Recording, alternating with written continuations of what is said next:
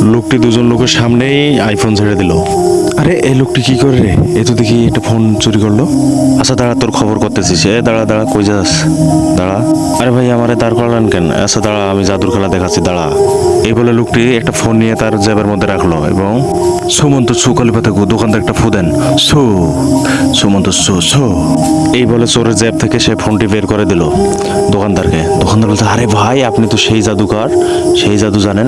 এবার চোরটি বলতেছে, ভাই দাঁড়ান দাঁড়ান, এখনো শেষ হয়নি, আমি দেখাবো খেলা এবার। এই বলে চোরটি একটি ফোন তার জ্যাবে রাখলো এবং খালি ঠোঙা একটি অপর লোকটির কাছে জ্যাবের মধ্যে রাখলো। এই দেখো খেলা দেখো ভাই, একটু ফু দেন, ছু মন্ত্র ছু, ফু দেন, এই তো ছু। এই দেখো ফোন।